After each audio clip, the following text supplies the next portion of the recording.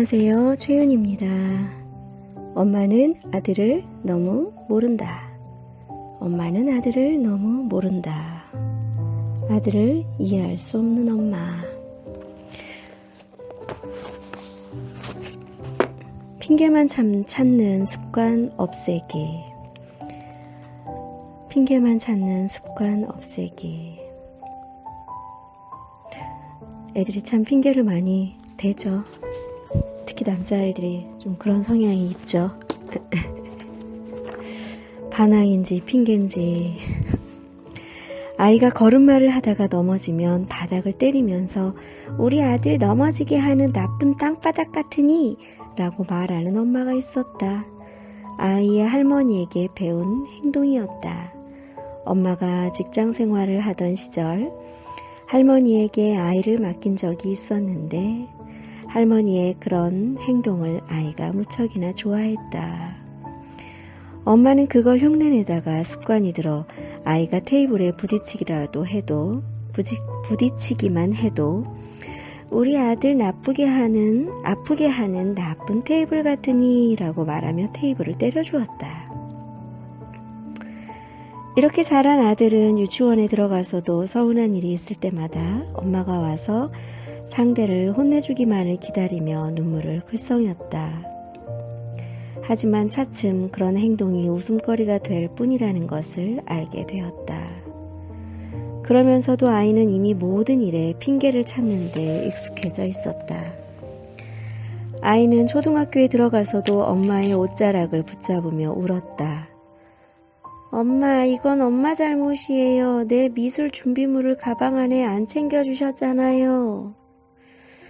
준비물을 챙겨가지 못해서 수업 시간에 창피를 당한 것은 물론 수업을 제대로 받지 못했다는 것이다. 매사에 이런 식이었다. 아이에게 자기 잘못은 하나도 없었다. 그 모습을 본 엄마는 심장이 얼어붙는 것 같았다. 아이에게 미안한 마음과 동시에 계속 이런 식이라면 안 되겠다는 생각이 들었다. 엄마는 학교의 상담 선생님을 찾아가 답답한 마음을 나누어 보았다. 안심하세요. 많은 엄마들이 아이를 감싸주려는 마음에서 그렇게 해요. 그걸 정성이라고 생각하는 거죠. 물론 그럴 수도 있어요. 그렇지만 지금부터는 엄마의 그런 행동이 아이에게 오히려 독이 될 수 있다는 생각도 해보셔야 합니다. 상담 선생님의 이야기를 듣고 돌아오면서 엄마는 핑계부터 찾는 아들의 습관을 반드시 고쳐야겠다고 마음먹었다. 지금부터라도 아이에게 책임감을 일깨워주지 않으면 나중에 어른이 되어서도 분명 이건 엄마 잘못이에요. 나한테 내 인생을 책임지는 법을 가르쳐준 적이 없잖아요. 라고 할 것만 같았다. 엄마는 집에 돌아와 준비물 함을 열어 보이면서 아들에게 단호하게 말했다. 앞으로는 여기에서 네 준비물을 스스로 챙겨가. 깜빡 잊어버리고 또 미술 시간에 준비물을 안 가져가면 그건 전부 네 책임이야. 엄마는 아직 어린 아들의 책임감을 길러주기 위해 어떤 노력을 기울여야 할까? 먼 곳에서 찾을 필요가 없다. 자기 일부터 스스로 하도록 하는 게 출발점이다. 옷 입기, 신발 신기, 세수 양치질 등 아이 혼자서도 할 수 있는 일은 절대로 대신 해주지 말아야 한다. 아이가 아무리 어려워하더라도 보는 입장에서 답답하더라도 엄마는 옆에서 필요한 격려나 지도를 할 뿐 절대로 대신 해주어서는 안 된다. 실패하는 사람은 실패할 수밖에 없는 수만 가지 이유를 찾지만 성공하는 사람은 어떤 이유도 필요로 하지 않는다. 성공하는 사람은 자신의 모든 행동을 끝까지 책임지고 그 노력의 열매를 누리기 때문이다.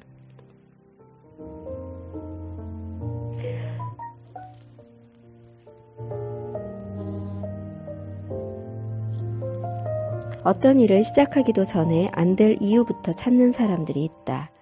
나는 노력하고 싶은데 부모님이 뒷받침을 해주지 못해서 라거나 남들만큼 건강하지 못해서 혹은 다만 남들보다 운이 좋지 않아서 같은 핑계를 찾아 상황을 모면하려고 한다.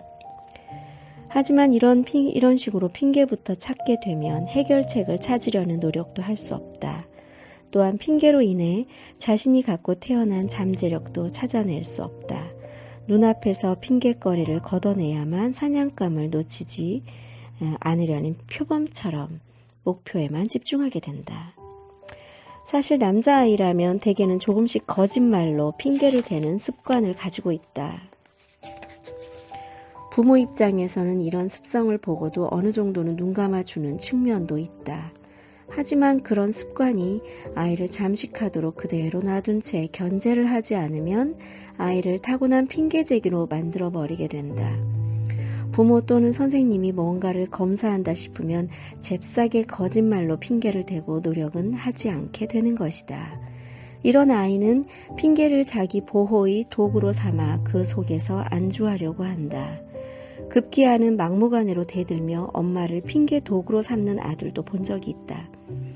공부를 하지 않아서 대학에 못 간 아들이 엄마에게 이게 다 엄마 때문이야 하고 성질을 부리며 물건을 집어던진 것이다. 어떤 아들은 취업을 못한 책임도 부모에게 돌렸다. 다른 애들은 부모님이 다 해결해 주는데 왜 좋은 직장에 넣어주지도 않으면서 잔소리냐는 것이었다. 이런 아들은 철이 드는 법이 없다. 죽는 날까지 부모를 원망하며 살아간다. 강한 엄마만이 아들을 제대로 키운다는 이야기는 100% 진실이다. 이런 엄마들은 아이로 하여금 한번 시작한 일은 반드시 끝을 맺도록 한다. 호기심이 강한 남자아이일수록 이것저것 떠들어보다가 용두사미가 되어버리기 쉬운데 중도에 팽개치는 일이 없도록 엄마가 지속적으로 관리를 해서 제대로 끝을 내도록 하는 것이다. 아들은 이를 통해 지구력을 기르고 책임감을 갖게 된다. 강인한 엄마가 아들에게 특별하게 강조하는 것이 있다. 자기 일을 잘 하는 것만으로는 충분치 않다는 점이다. 이는 다른 사람과의 관계 속에서 책임을 다하는 법을 알아야 한다는 의미다. 핑계를 찾는 습관에는 전염성이 있다. 스스로는 물론 주변 사람들까지도 부정적인 기운으로 물들이고 구성원 전체의 투지를 약화시켜 성공으로 향하는 기회를 막는다. 조금씩 일의 희망과 의욕을 빼앗아 간다. 책임감은 남자의 양심 문제와도 결부되어 있다. 가족을 책임지며 주변의 동료들과 더불어 발전해 나가는 게 남자의 책임감이다. 그 과정에서 많은 실수를 하고 반성하며 그보다 나은 삶을 모색하는 것이 바로 남자의 성장 과정이다. 훌륭한 가장이자 조직의 유망한 구성원, 엄마가 지금 책임지고 있는 아들이 바로 그 미래의 주인공이다. 많은 엄마가 아들을 모른다. 오로지 지금 상황만 모면하려고 성적에만 관심을 기울일 뿐 훨씬 큰 잘못에는 눈을 감아준다. 무책임한 아들을 그대로 두는 것은 아들의 장기적인 비전을 엄마가 스스로 훼손하고 있는 것이나 다름없다. 응석바지로 자란 아이일수록 잘못을 자주 저지르고 핑계 또한 쉽게 찾는 경향이 있다. 이런 경험이 쌓이다 보면 습관이 될 수 있다. 핑계를 찾는 습관은 나중에는 이 일은 이래서 안 될 거야 라는 부정적 메시지로 잠재의식에 뿌리를 내려 아들의 인생에 영향을 준다. 저희 아들도 핑계를 잘 대는 편입니다. 그리고 호기심이 강한 남자아이고요. 그래서 중도에 팽개치는 일이 여러 번 있기도 했습니다. 지속적으로 관리를 해서 제대로 끝을 내도록 해야 하는데 그런 면에서 조금 더 엄마가 강하게 끝까지 하도록 유도하는 것이 좋은 거라는 이야기인데요. 생각해보고 적절하게 시행해야 할 부분인 것 같아요. 감사합니다, 여러분. 네. 남자아이들은 어쨌든 승부근성이 강하고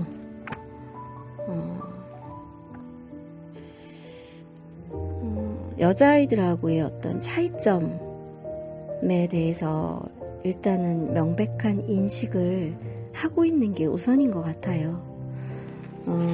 이 책은 중국 사람들이 쓴 책이에요. 그런데 같은 어떤 육아서를 읽으면 중국 사람들은 사실 개념 위주의 이야기들이 좀 많고요. 일본 사람들이 쓴 책들은 방법을 적절하게 제시하는 책들이 많아요. 한국 사람들이 쓴 책은 개념과 방법론 또는 정서 그 세 가지를 결합해서 쓴 것들이 좀 많고요. 그래서 전체적으로 그냥 개념적인 이야기들이 좀 많이 있는 것 같아요. 그래서 이 책의 커다란 부분은 남자아이들은 여자아이들과 다르다.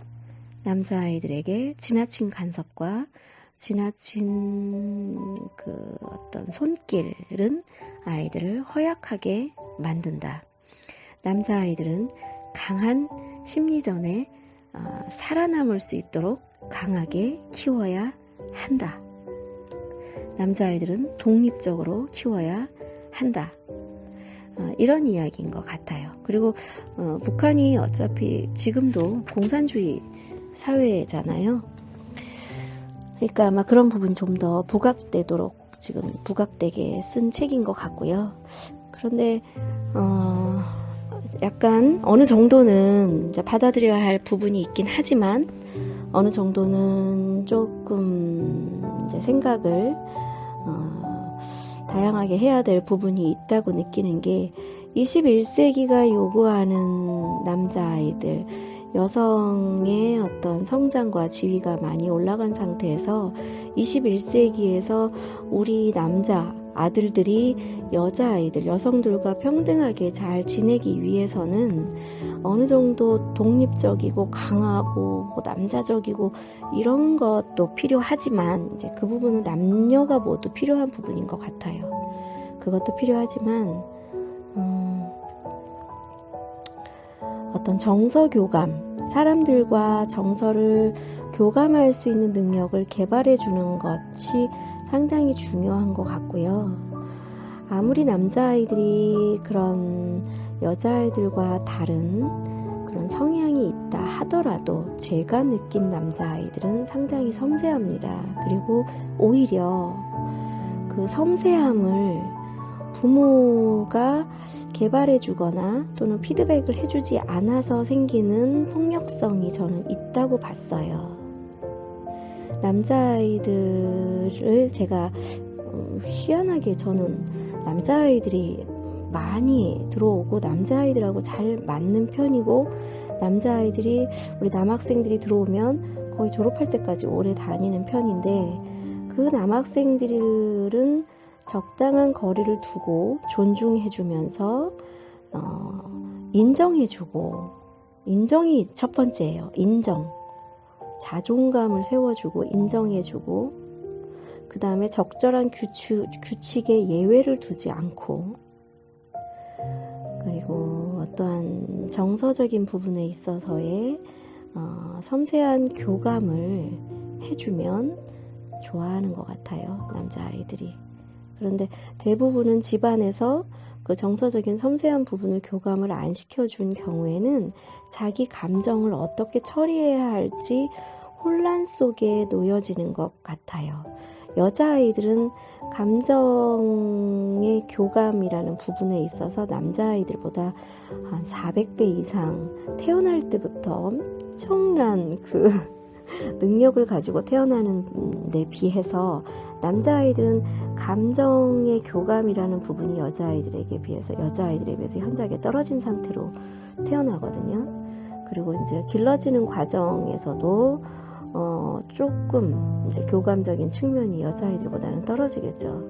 그래서 반대로 그렇게 될 수 있어요.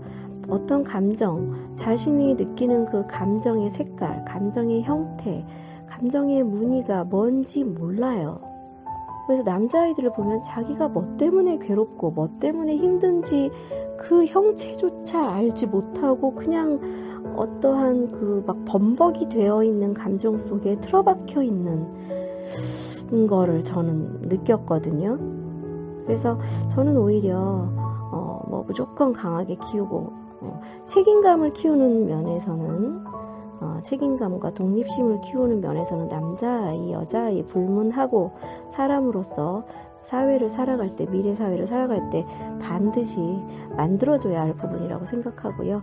오히려 조금 더 남자아이들의 정서적인 섬세함을 좀 더 끌어내주는 대화를 하는 것이 미래 사회에서 살아가는 데 있어서 훨씬 좋고, 여자아이들 결혼해서 또 여자들과 함께 결혼 생활을 할 때, 또는 딸을 낳아서 키울 때, 직장 생활을 할 때 여직원들하고의 관계, 여자친구들하고의 관계, 그 모든 관계에서 조금 필요한 부분이라고 생각을 해요. 남자아이들이라고 무조건 폭력적이고 무조건 몸으로만 막 승부하고 하는 것은 이제 시대가 조금 많이 바뀌고 변화되는 사회에서 조금 필요한 부분들을 좀 채워주는 것이 현재 시대를 사는 우리 부모에게 요구되는 부분이 아닐까. 네, 그런 부분을 조금 더 챙겨줘야 되는 부분이 아닐까 싶습니다. 책을 보면서 필요한 이야기만 우리가 취합해서 그렇구나 라고 생각하면 될 것 같고요. 어쨌든 저는 이 책을 읽으면서 그래, 남자아이들의 어떤 전형적인 특성이 있지. 그래서 그 특성에 맞춰서 아이를 훈육을 하고 아이들을 대해야 하지 라는 것에는 공감을 하고요. 조금 더 제가 지금 가르치고 지도하고 있는 것보다는 조금 더 독립적으로 가르치는 것이 좋겠다. 조금 더 그런 방면에 조금 무게중심을 둬야 되겠다라는 생각을 했습니다. 예, 그리고 가장 커다란 거는 지난번에 읽어드렸던 내용이 있는 것처럼 남자아이들끼리의 어떤 그런 서열을 지으려고 하는 그런 본능적인 부분에 있어서 엄마가 너무 지나치게 관여하면 안 되겠구나 라는 생각이 좀 들었고요. 하지만 객관적으로 자기 행동을 분석하도록 하는 것은 필요한 부분이라고 봐요. 너의 행동이 그러한 상황에서 어떻게 하는 게 더 나았겠니? 어떻게 하는 게 조금 더 지혜로웠겠니? 그 친구의 입장은 어떻겠니? 너의 입장은 어땠니? 해서 어떤 상황별로 객관적으로 상황을 정리해주고 상황을 인식할 수 있고 자기가 그 상태에서 어떠한 행동을 하는 것이 적절하고 그런 어떤 상황 분석 능력을 동시에 키워주는 것이 좀 필요할 것 같고요. 어느 정도의 몸싸움이나 어느 정도의 어떤 부딪힘은 그냥 있는 일이구나 라고 조금 지켜봐야 할 부분이 아닌가 그런 생각을 좀 했어요. 저는 워낙 이제 폭력적인 부분에 대해서 거부반응이 있어서 이걸 어떻게 해야 되나 걱정을 좀 하고 그랬는데 근데 어쨌든 결론적으로는 폭력성은 경계해야 될 부분입니다. 네, 폭력성은 그것은 항상 눈을 부릅뜨고 지켜봐야 할 부분이고요. 아이들이 자기도 모르게 노출되어서 자기 행동이 폭력적으로 변하는 부분은 내 자식, 남의 자식 만류하고 다 남의 자식 구분 없이 정말 계속 그 어른으로서 지켜줘야 할 부분인 것 같아요. 사회가 폭력적인 사회가 되면 절대 안 됩니다. 우리가 촛불로 평화적인 시위인 촛불로 정권을 교체한 국민인데 그것을 본 아이들인데 그런데 폭력이 정당화될 수 있도록 만드는 사회 분위기를 아이들에게 보여줘서는 안 된다고 생각은 합니다. 어떤 적정선이라는 것이 있어야 되겠죠. 어른들 사이에서도 폭력은 절대 안 된다라는 것을 지속적으로 아이들한테 계속 이야기를 하고 교육을 시키면 어느 순간부터는 교정이 될 거라는 그런 믿음도 놓지 않고 지속적으로 노력해야 한다고 생각해요. 여러분 사랑해요. 그리고 고마워요. 그리고 감사합니다. 행복한 하루 되시고요. 언제나 자식을 키우는 엄마로서 살아가는 삶은, 자식을 키우는 아빠로서 삶의 첫 번째는 자기 사랑이에요. 자기 자신을 격려하고 자기 자신을 사랑하고 자기 자신을 인정하는 부모가 자식의 자존감도 키워줄 수 있고, 자식을 또 스스로를 존중하는, 타인을 존중하는 사람으로도 키울 수 있다고 생각합니다. 네, 감사합니다. 또 좋은 책 가지고 올게요. 행복한 하루 되세요. 안녕.